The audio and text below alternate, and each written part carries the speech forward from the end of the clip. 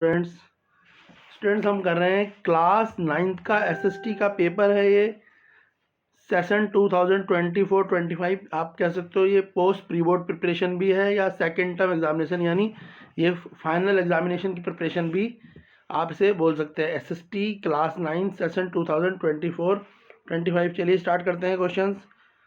First question देखो, तो first question में पूछा है which treaty was signed by the alliance with after the first world war. First world war के बाद जो अलायंस थे उन्होंने कौन सी ट्रीटी पे साइन किया था? तो इसका आंसर है आपका ट्रीटी ऑफ, ठीक है, Versailles treaty of Versailles. Clear है। नेक्स्ट है which of the following is a component of westerly flow. तो कौन से कंपोनेंट हैं वेस्ट्रे फ्लो के? तो जो कंपोनेंट है वो है जेट स्ट्रीम। जो इसका आंसर है jet stream, it is a component of westerly flow. Next है the presides over joint session of parliament. जो जॉइंट सेशन था पार्लियामेंट का वो किनके साथ होता है? वो स्पीकर ऑफ लोकसभा। जो स्पीकर ऑफ लोकसभा होते हैं वो क्या करते हैं? वो जॉइंट सेशन करते हैं पार्लियामेंट में। क्लियर है। नेक्स्ट है which social group is most vulnerable in to the poverty of India. जो कौन से सोशल ग्रुप हैं वो जो बहुत ही निम्न है, बहुत ही नीचे हैं और पॉवर्टी में आते हैं इंडिया की? तो इस आपको पता ही है शेड्यूल कास्ट, शेड्यूल ट्राइब और कैजुअल लेबर, ये तीनों ही गरीब हैं। तो इसका आंसर है all of above. Option D इसका आंसर होगा, क्योंकि तीनों ही जो है मोस्ट वनरेबल ग्रुप है पॉवर्टी ऑफ इंडिया में। नेक्स्ट सबसे ज़्यादा गरीब है। नेक्स्ट क्वेश्चन है सीजनल हंगर इज प्रिवेंटेड इन। तो सीजनल हंगर जो है देखने को जो है कहाँ पे प्रिवेंटेड है? तो रूरल एरियाज में सीजनल हंगर जो है प्रिवेंटेड है। क्लियर है बच्चों यहाँ तक? नेक्स्ट क्वेश्चन देखेंगे, क्वेश्चन नंबर 7 देखते हैं। क्वेश्चन नंबर 7 है the longitudinal valley lying between the lesser Himalaya and Shivalik are known as. जो लॉन्गिट्यूडनल वैलीज हैं वो जो हिमालय के लेसर और शिवालिक के बीच में, हिमालय और शिवालिक के जो बीच में, उसे हम क्या कहते हैं? तो उसे हम कहते हैं, क्या कहते हैं उसे हम कहते हैं ध्रुव।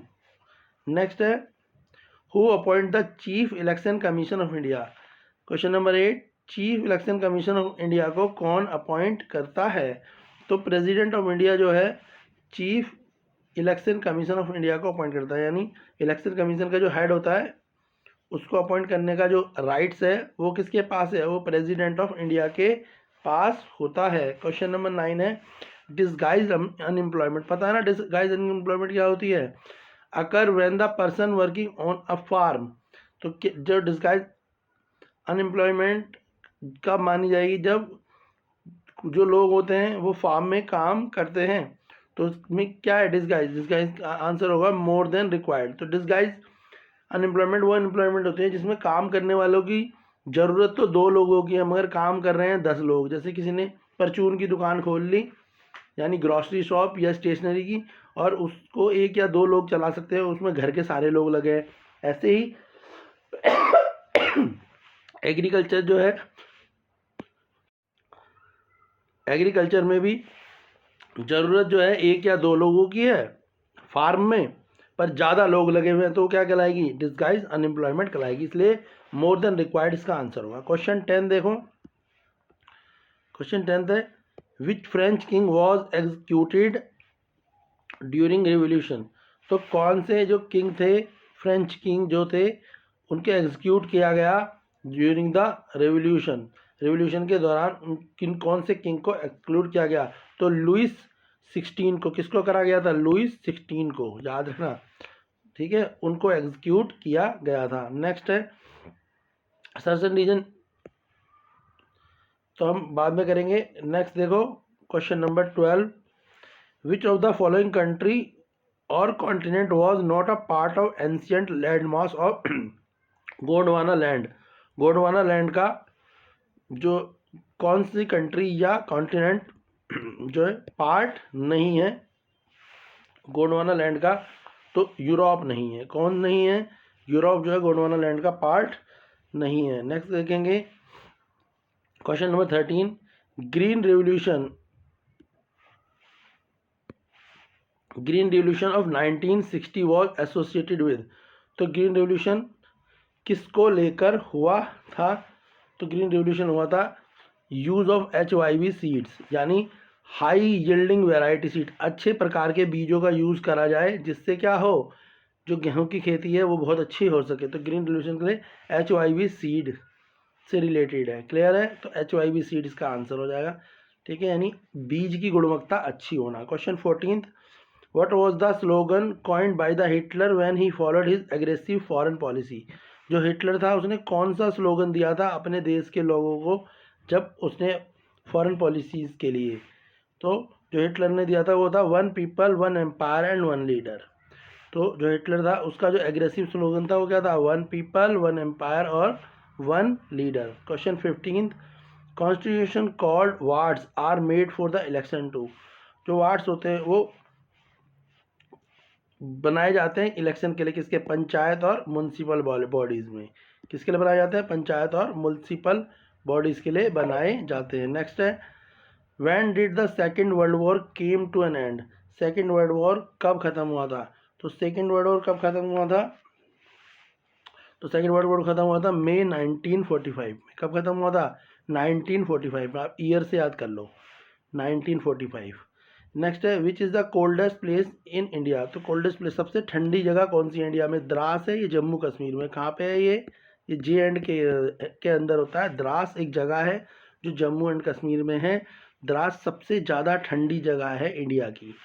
ये तुम्हें वैसे भी याद होना चाहिए। Question 18, which of the following institution can make the existing law of the country.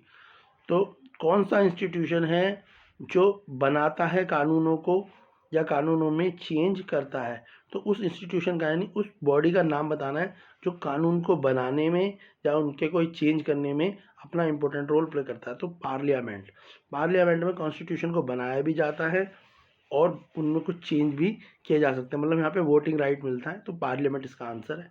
Next है question number 19, literate and healthy populations are. पढ़ी लिखी और हेल्दी पॉपुलेशन कौन सी होती है?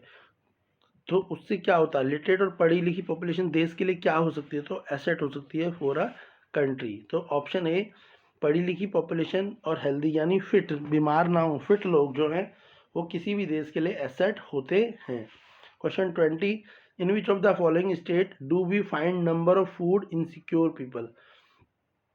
जो कौन सी ऐसी स्टेट हैं जहाँ पर लोगों को पेट भर के खाना भी नहीं मिल पाता है? तो कौन सी ऐसी स्टेट है? Do we find number of food insecure people, जहाँ पे बहुत सारे ऐसे लोग हैं जिनको 3 वक्त का खाना भी मिलता नहीं है, यानी कभी कभी उन्हें भूखे पेट भी सोना पड़ जाता है। ऐसी कौन सी स्टेट्स हैं? तो बिहार, झारखंड और उड़ीसा में बहुत ज़्यादा गरीबी है। तो यहाँ की जो लोग हैं, कई ऐसी फैमिलियाँ भी हैं जो 3 टाइम पेट भर के खाना भी उन्हें नहीं मिल पाता है। तो यहाँ पे बहुत ज़्यादा गरीबी है। इसके बाद सेक्शन बी में आपके शॉर्ट क्वेश्चन हैं। What was the result of first world war of Germany? What is the president form of government? Give the examples. तो जो है आपके सेक्शन बी सी डी जो है आपको नेक्स्ट वीडियोस में आपको उसके सॉल्यूशन मिल जाएंगे। वो सारे क्वेश्चन 2 मार्क्स के, 3 मार्क्स के, 4 मार्क्स के। वीडियोस को लाइक करें, शेयर करें और सब्सक्राइब करें। चैनल पे आप मैथ, साइंस और इंग्लिश की भी आप क्लास 9th की कंप्लीट प्रिपरेशन कर सकते हैं। एनुअल एग्ज़ाम के पेपर भी आ चुके हैं, उनकी प्रिपरेशन भी कर सकते हैं और सैम्पल पेपर की प्रिपरेशन भी कर सकते हैं।